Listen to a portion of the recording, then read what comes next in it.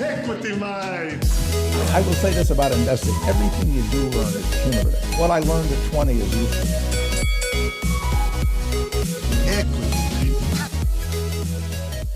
Welcome to the Equity Mates Summer Series, proudly brought to you by CommSec, the home of investing. Over 12 episodes, we're deep diving into some of the most exciting, interesting, and well-known companies from around the world. Each episode, we'll be unpacking one company with one expert investor. We'll be learning from their process, and we'll be hearing why they like the company. My name is Bryce, and as always, I'm joined by my equity buddy, Ren. How are you? Bryce, I'm very excited. I'm looking forward to this episode. Me too. The Motley Fool is certainly divisive. Divisive or divisive? Divisive. I say divisive. Either way, let's have That's a divisive word. On one hand, their ads are Effective, but mocked. Yes. But on the other hand, I think they've produced some of the best finance content producers in Australia. Yeah, analysts. Owen Rask from Rask Australia is ex-Motley Fool. Claude from A Rich Life. Andrew Page from Strawman. Matt Yohas at Maven Funds Management. We're not going to speak to any of those people today. So Nice. But I think what you can see from that is that the Motley Fool is really good at teaching their employees, their analysts, how to analyze companies. Yeah. And we are speaking to the head honcho of Motley Fool Australia here. He's the Chief Investment Officer at the Motley Fool Australia. You've probably seen him in the media. It's Scott Phillips. Yeah. And he's joining us to take us through corporate travel management. So hopefully we can learn and become as good at experts as all of those that I just listed. I love hearing from Scott. Now, the Equity Mates Summer Series is proudly supported by CommSec. The beauty of investing is that you do not need a degree to get started and to be successful. You can educate yourself. CommSec has a rich library of resources for you to stock up on tips and tools to help you find and research a stock and understand the stock market. Get $0 brokerage on your first 10 trades for the Australian market when you join. Download the CommSec app today or visit commsec.com.au. CommSec T's and C's and other fees and charges apply. Now, we need to remind you that while we are licensed, we are not aware of your personal financial circumstances. Any information on this show is for education and entertainment purposes. Any advice is general, except if Scott tells us what the next afterpay is. Well, Bryce, before we speak to Scott Phillips and ask if corporate travel management is the next afterpay, let's unpack a little bit about corporate travel management. Good news, there's a lot of what the company is in the title. That's right. Corporate Travel Management are a travel management company that are incorporated. Even more corporates. For corporates. Yeah. Started in Australia. Now they're in the US and the UK. They're all over the world. Yeah, it's a global company, and one that, to be honest, as far as I remember investing, they have been around, always up there as like a keep an eye on. Yeah. As long as I remember Scott Phillips, he has spoken about corporate travel management. There was like a real moment of nostalgia when he said this is the company he was going to do. Because I feel like he's had his eye on this one for a while. Yeah. Well, he's a shareholder. Okay, cool, bro. All right. So let's take a step back. For people who work at big corporates, you probably have used this system or a system very similar to it. To talk to my experience, whenever you had to book travel, it was essentially like a search function, and you searched for flights, or you searched for hotels, or you searched for hire cars. And if you didn't take the cheapest option that was presented, you had to get GM approval and explain why you didn't take the cheapest option. But it was like, so Woolworths is quite closely tied with Qantas. Two bad companies. Come on. Coles was quite closely tied with Virgin. And so, we only saw Virgin flights and stuff like that. And so that travel booking system, that corporate booking system, is essentially what corporate travel management is. Yeah. And then, you'd try and buy it, it'd be sent off for approval, and then you'd travel. And that's it. That's it. They do it for you. Well, then they'll do the back end of like costs as well. No, like receipts and stuff as well? Or was that a different for system? tax? Like for the you mean for like account keeping? No, it's like, oh, I bought lunch. Can I get reimbursed for that? Oh, I see. Can't remember when we did that. I think we just flick a message through to the boss. Here's our receipts. Anyway, Ren, the company's been around for over 30 years. I think they're in their 30th year of operation at the moment. As we said, they're very much a global company now. They have client base of 5,700 clients around the world, 17 million transactions in FY24. I mean, this is just a long-term compounder. And I think, it's one of those companies that got really smashed up in COVID. Yep. Because obviously corporate travel was a thing of the past. No one was flying anywhere. Yeah. It's like the travel, they got knocked as a travel stock, and then they got an additional knock because of the question around the long-term effect on corporate travel. Yeah. That whole, this has just proven people don't need to fly business for a lunchtime meeting. Like for every headline that Zoom got, corporate travel management was kicked in the guts again. Yeah. Is that too graphic? No. However, that has changed. We know that more and more people are flying, and things are much more back to the way they used to be. And as such, corporate travel is certainly back up to where it used to be. Yeah. So it IPO'd in 2010. Since then, it's 26x'd its revenue and 47 times its EBITDA. So almost profit with a few things taken out. But it's just been like an incredible growth story. No debt, cash on the balance sheet. And it's just growing. It's grown from being a Australian-based company. Now about 80% of its revenue is generated offshore. In every region that it operates in, it has over $1 billion in bookings. So it's very geographically diversified. According to the company, it's now the 4th or 5th largest travel management company in the world. Wow. Yeah. So it's up against the booking.coms or? No, I reckon it would be corporate? in the travel management platform space. Yeah. Couldn't tell you another one though. No, me either. I'm trying to think what we actually had if we had corporate travel when we were at Woolies. So yeah, it's hard to tell if we were, but here's a few. Corporate Traveller, Travel Perk. I don't know, I've just Googled. I don't know which ones are the big ones. So I think the story for it from here is just how can it continue to grow its market share globally, and there are probably niches that it can further operate in, like how can we support travel for particular industries. They've sort of been acquiring businesses, and we'll ask Scott about that when we bring him in. But they're pretty well established here in Australia. So I guess the long-term investment thesis would center around how can it continue to expand globally and just keep continuing to compound. Yeah, I think, you're right. It's like the corporate travel market, like the market for business travel, will continue to grow as more businesses, just as the economy grows and as the population grows. The question as an investor is how can corporate travel management grow faster than just the market? They've done it so far. It's not like a particularly sexy company. That's okay. That's okay though. Yes. Yeah. The company said that global corporate travel, they expect the market to grow at 7.9% per annum from now through to FY26. So pretty decent clip. Yeah. Now, one thing before we get into it, Corporate Travel Management also do a lot of work for governments, and they have been in some controversy earlier this year.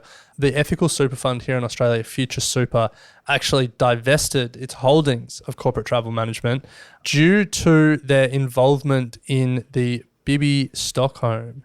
Now, do you know what that is, Bryce? Let's see how well you've been following the news. No. It's a barge in the UK where they were housing asylum seekers. Okay. Sorry, so what's the relationship to corporate travel? I think Corporate Travel Management organised, because they do a lot of government bookings, they do a lot of work for government. They were the middleman in organising the logistics. Yeah, so like they do, a lot of that kind of work. I think they do work for governments around the world. Interesting. Yeah. Well, let's bring in Scott Phillips. You couldn't get off that topic fast enough, could you? Before we chat to Scott, CommSec is the home of investing. And if you want to start small, you can through the CommBank app. You can invest with as little as $50. Consistent, small amounts can add up to meaningful returns. Visit commbank.com.au for more. CommSec T's and C's and other fees and charges apply. We'll be right back with Scott after this short break.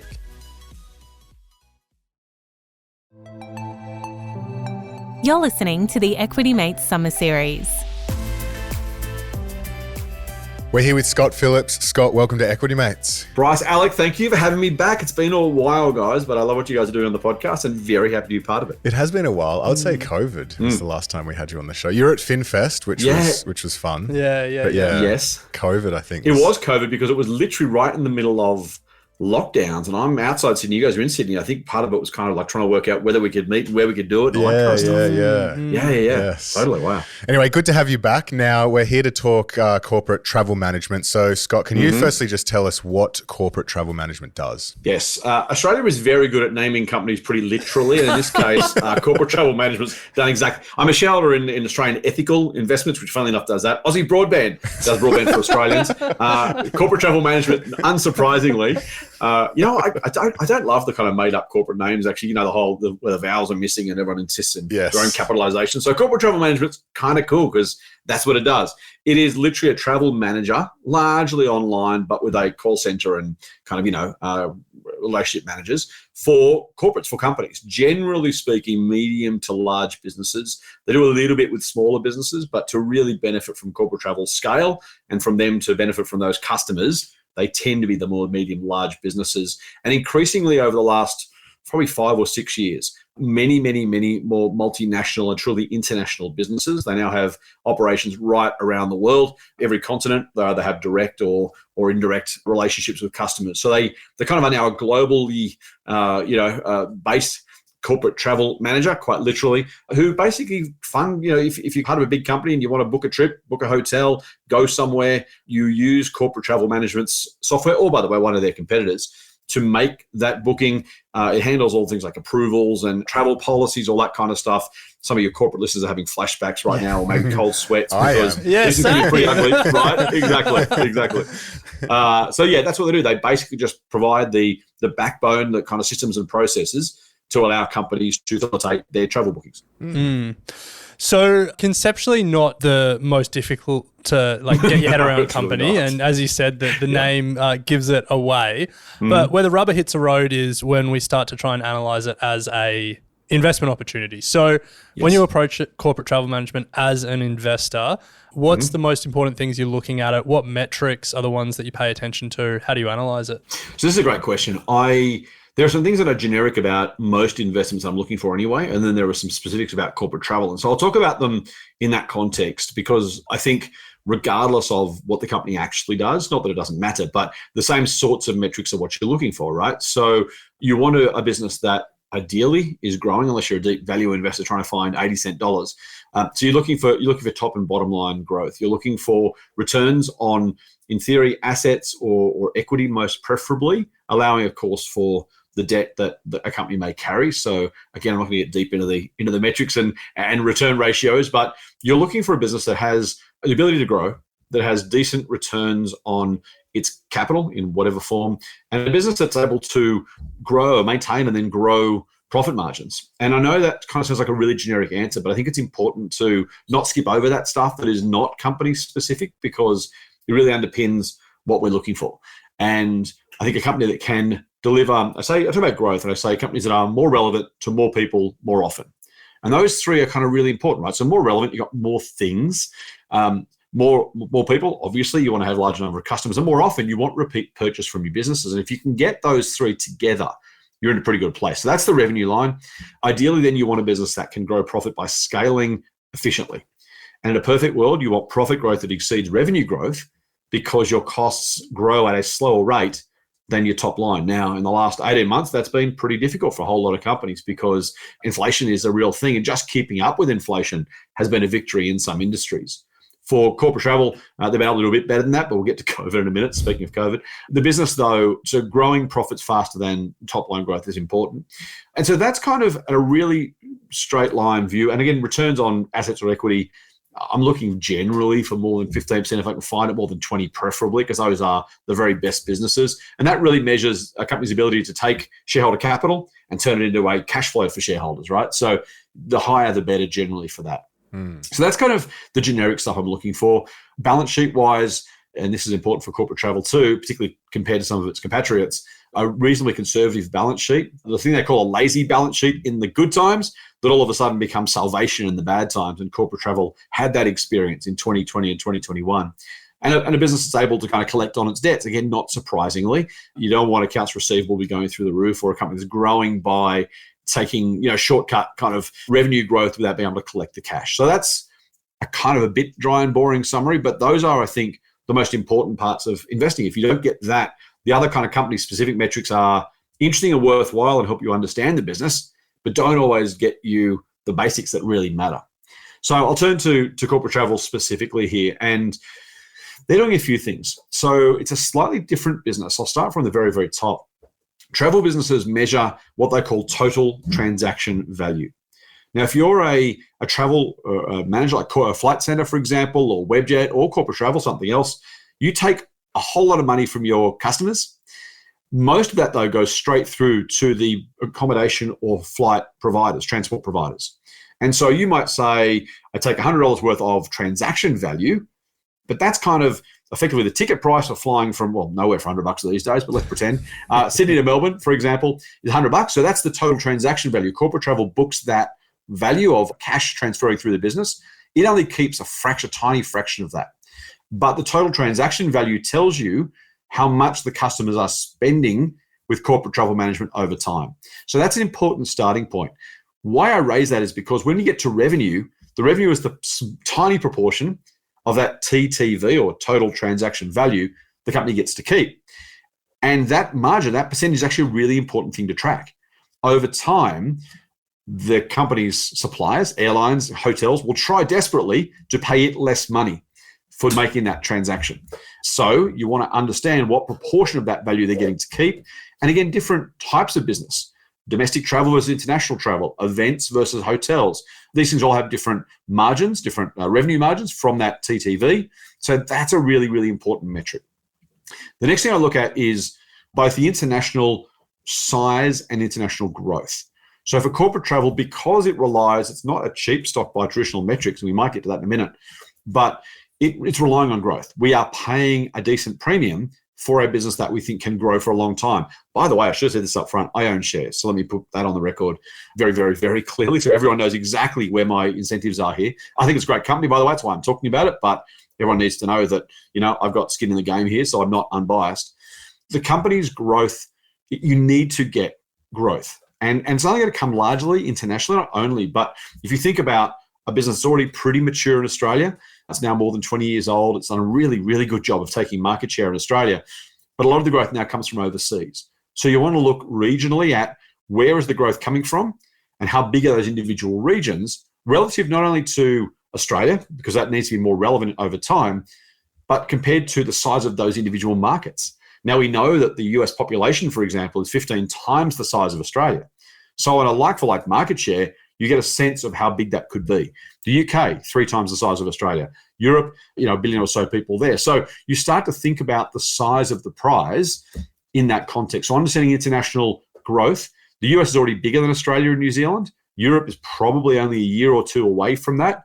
So for a business that was born in Brisbane and grew in Australia predominantly for years, to now have its third largest region be Australia and New Zealand is pretty impressive growth-wise. The last thing I'll talk about with corporate travel guys specifically, we can get into others if you want, but is the combination of growth coming from organic versus acquired growth. And corporate travel is not a roll-up in a traditional sense, and I don't know if you guys have covered roll-ups much, but basically there's one model for largely financial engineering, which is, if you're a childcare center operator, for example, it's the classic one. You got one, you buy a second, you buy a fifth, you buy a 10th, you buy a 20th. You get really nice scale that way. Now, whether it actually generates real ongoing profit growth as opposed to just a one-off step change is a really big question. When it comes to corporate travel, you want to see both of those things. And generally speaking, they've done a pretty good job of growing both at roughly the same pace over time. So organic growth, which is the same business they had this time last year, how are they? Are they getting more customers? Are the customers spending more money? Are they keeping their customers? That's really important. The other part of the thesis was always they could buy relatively inexpensive businesses to acquire with compatible cultures, compatible systems that enlarge their global footprint. And by doing that, you actually get a whole lot more value for the company because they're taking that and using that to grow long-term, not just one-off acquisition growth, but then be able to organically grow that business as well.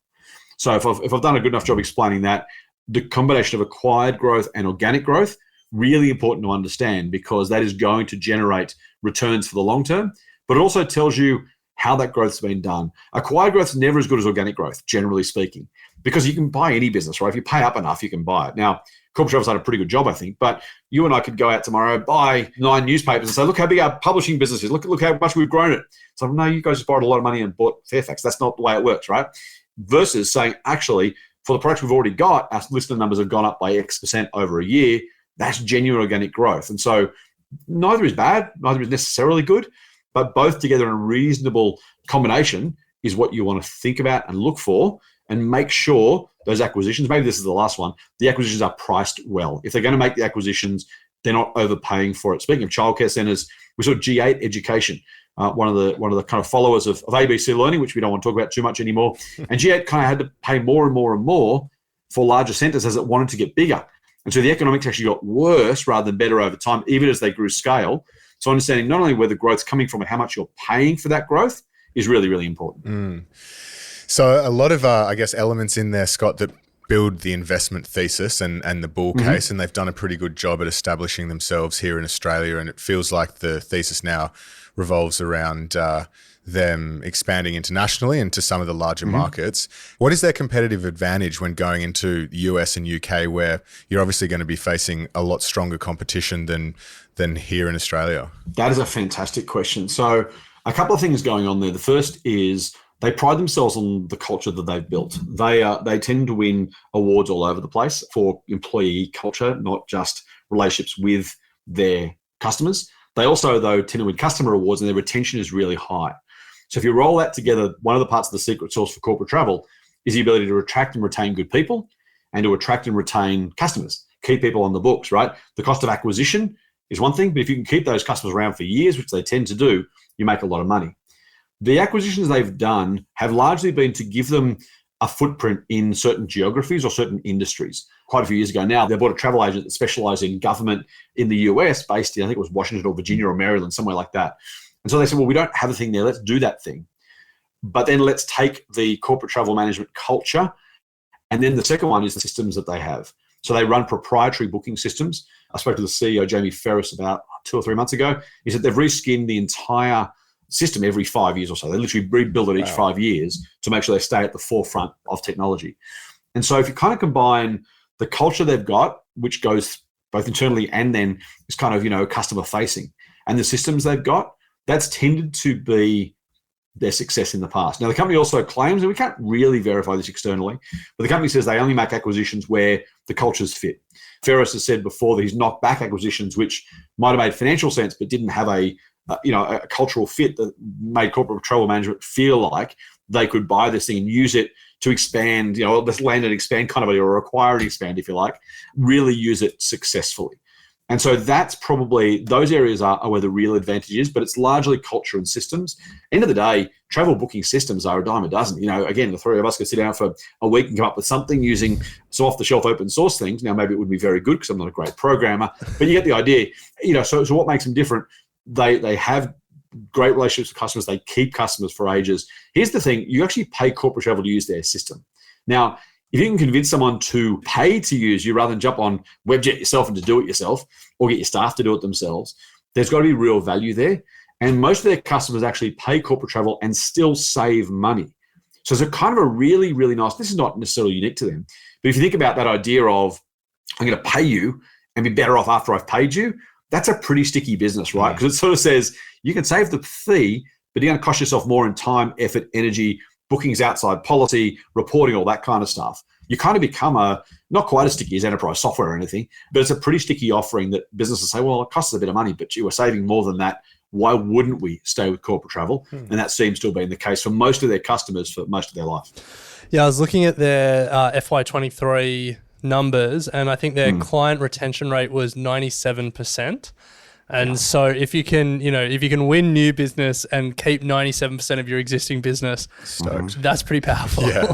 And it's even more extraordinary because it's easy to replace, right? Like if you have a Xero or something that's really like fundamentally one of those enterprise software systems, Siebel, for those who know it, or one of those, they're so deeply embedded, you couldn't rip those things out. Like, it's so hard to replace an enterprise planning system because it's tentacles everywhere. That's great stickiness.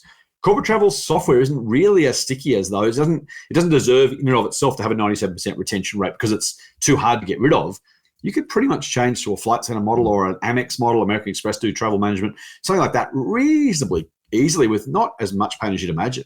So to keep those sort of customer numbers without that real lock-in business model, I mean, there's probably elements of lock-in, but nowhere near as much as those other guys. And yet, when you only lose 3 out of 100 customers every year, it's a pretty nice position to be in. So then let's turn to the other side of the story. Where are the key risks for you, and what would be the signs that your thesis is breaking? Yeah, this is great. So, and there's lots, right? And I think I'm glad you're asking the question because it's easy for someone like me or anyone who likes a stock to talk about why they like it, but you want to understand the downsides. I think, firstly, it's key man risk. Jamie Ferris has built this business from the ground up. He's still a relatively young bloke, so I hope he's around for a long time. But I love founder-led companies for a reason, right? They just tend to have more passion, more insight, more drive. They tend to put up with less corporate BS. You get less bureaucracy built up around it. He is absolutely the driving force behind corporate travel management. I think he is probably, numbers aside, he is the biggest risk to the thesis. If he was to leave and the business was to deteriorate meaningfully, that'd be a very, very big red flag. So that's probably the major one. Second one is their ability, I talked about acquired and organic growth. If the organic growth number starts to suffer on a secular as opposed to cyclical level, now we're going to go through some tougher economic times, so we need to separate those two out. Any business exposed to the economy is going to do worse when the economy does worse, right? That's just the reality. And if you're in travel, what's easier to cancel than corporate travels, right? Your business travels goes off a cliff and they may well struggle for a year or two. But on a secular level, in other words, they're losing market share rather than just losing sales because the economy's down. That's a really important one. So the secular growth rate needs to stay reasonably high for a reasonably long period of time because we're paying a decent multiple. It's not a super expensive multiple, but it's enough that if it grew at 4% a year from here on in, I'm going to lose money. So that's a really, really important one. I mentioned growth, and I guess the flip side of that, it's almost the other side of the same coin, is market share. This is one of the great things, I didn't mention the bull case, but it's a very, very, very fragmented global industry. Even the biggest guys have maybe high single-digit, low double-digit market shares. There is a lot of market left to go up. That being said, if they stop being the preferred player or a preferred player, that consolidation they can potentially lead or at least do very, very well from may well fall over, and that's a big issue. And you kind of already, Alec, you mentioned kind of the key one actually, which is that retention rate. They need to retain a large number of their customers to make the additional customers they get worth something. They're growing at 10 or 12% a year, probably underlying, separate to the COVID impact of the last few years. If that customer retention rate fell to 90%, all you end up doing is replacing the customers you're losing, and then it becomes a no-growth business. So you can see they're all kind of feeding into each other in a way. But again, going back to that first thing I mentioned, more customers, more relevant to more people more often, that idea, if you can keep doing that, you're okay. If you stop doing that, then you are in some, not necessarily even in corporate trouble, but the investment thesis itself relies on that growth. So you need that to come off. The last one's probably those acquisitions I talked about. And often the bear case is the opposite of the bull case. If this goes well, we'll do well. If this goes badly, then we're in trouble. That's true of acquisitions. If they start paying too much for those acquisitions, the big risk is as you get bigger, you want to make bigger acquisitions to make them meaningful, right? Warren Buffett's Berkshire Hathaway, I own shares in that too, doesn't invest anything less than, $100 million or whatever it is, $1 billion, because even if it did really, really, really well, it wouldn't move the dial. Yeah. The problem with that is that they have to make bigger bets if they're going to acquire businesses to make it worthwhile. And that in itself means that you're kind of upping the stakes each time. It's almost like roulette, right? Anything times zero is eventually worth zero. So, if you're on a winning streak, you're okay. But if you get those acquisitions wrong, if you acquire the wrong business, you pay too much, the culture isn't right, then you really can damage this business for the long term. Thus far, they haven't done that. but those are probably the biggest watch outs, I think, in terms of the business.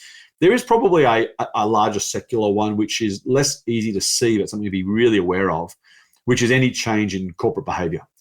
Now, I happen to believe that we saw, frankly, post the COVID lockdown period, people jump back on planes and cruise ships at a million miles an hour, right? And I'm shaking my head going, you jump back on a floating petri dish, what are you people doing? Now, I wouldn't do it. Plenty of people did, and no criticism to anyone who's listening who did. But the simple reality is human behavior is human behavior. Salespeople want to make sales. People want to meet in person. Those things are real, and I think that's likely to continue. But back to the bear case, which is what we're talking about, if there was to be a meaningful, concerted change in the way people meet, whether it's environmental, whether it's cost, whether it's employee friendliness, people just don't want to anymore. Atlassian, you only got to be in the office 4 times a year type stuff. Then all of a sudden you find yourself in a situation where corporate travel as a concept, not only corporate travel management, the business, but the concept starts to wane. And if it does, then there are significant concerns for the growth rate of that business. Well, luckily for corporate travel, Scott, the metaverse hasn't taken off as was expected 12 months ago. Not just yet. Well, to close out, if the ambitions play out and I guess that bear case doesn't come to fruition, what do you expect or what would you hope to see from corporate travel in 10 years' time? That's a great question. I genetically hate making predictions like that sort of stuff. So I'm going to probably politely reject the premise of your question, as the politicians might say, but I will give you an answer. I think, my investing style is to be roughly right rather than precisely wrong. So if we go back to a little bit of what I've already talked about, they are a very high quality business with a great culture. Thus far, the acquisition discipline has been very good. There's no reason to believe that will change anytime soon, in my view, as long as Jamie hangs around. Again, back to that bear case. So if all that's true, I can be roughly right rather than precisely wrong. I think this is a growing market. I don't think metaverse takes over. I think people travel more and spend more money doing it. So you're in an industry with secular growth. You're in an industry where market shares are relatively tiny compared to, there was a time Woolies and Coles weren't 40% market share in supermarkets, by the way. There was a time when these things weren't so big. I would imagine there is plenty of room for corporate travel to double and probably double again in terms of revenue. That's probably was at 8. Yeah, maybe not quite that much. Maybe there's an easy probably 4-bagger, maybe 5 for them in revenue terms, which if they do things right should actually deliver 7, 8, 9 times profit. And again, no predictions, no time frames. But if you think conceptually about what that future might look like, I think there's plenty of runway to go. And I think whenever they continue to acquire customers, we should be able to expect. I hope you're a shareholder in 10 years' time. I've owned the shares for almost 10 years, I think, maybe just over now. If they're continuing to execute, there's no reason to believe the business model itself can't continue to roll out the way it is. The growth rate probably slows as you get bigger. The old saying, elephants can't dance and trees don't go to the sky. Choose your metaphor. So the growth rate itself probably slows, but the size of the business relative to now, the multiples of revenue and hopefully profit we could be in for should still be sufficient to believe that in 10 years' time, this is one worth holding. I don't think it needs to be excessive PE at that point to do really well from here. So more of the same. And if they can do it for a decade, I think investors will be in for a treat. Love it, Scott. Well, let's hope you're more roughly right than precisely wrong. I like that saying. We might borrow it. And more relevant, more people. More often? More often. Yeah. There you go. I like that too. There you go. Nice. What an episode. Thanks, yeah, we'll love it, Scott. We'll be watching. Hopefully one day Equity Mates is big enough to use corporate travel management's services. But I'm sure well before then we'll get you back on the show to chat more investing. Yeah, thanks, Scott. That sounds awesome. I would have thought with 1,000 employees you guys are using it already, but maybe 2,000 is the aim. I'm not sure. Don't know what equivalents you're looking at. Thanks, mate. Now, before we go, we want to say a huge thanks to our Summer Series partner, CommSec, the home of investing. If you're looking for more support and resources to build confidence in the market, head to their content hub. Otherwise, you can get $0 brokerage on your first 10 trades for Aussie markets when you join, brokerage on US stocks from just $5, and you can invest as little as $50 through the CommBank app. Download the CommBank app today or visit commbank.com.au. CommSec T's and C's and other fees and charges apply. Investing in overseas markets exposes you to additional risk. Now stick around because the companies keep flowing. We've got Fraser Christie from TDM Growth Partners to unpack mineral resources in our next episode. You have been listening to an Equity Mates Media production. In the spirit of reconciliation, Equity Mates Media acknowledges the traditional custodians of country throughout Australia and their connections to land, sea and community. We pay our respects to their elders past and present and extend that respect to all Aboriginal and Torres Strait Islander peoples today. This podcast is intended for education and entertainment purposes.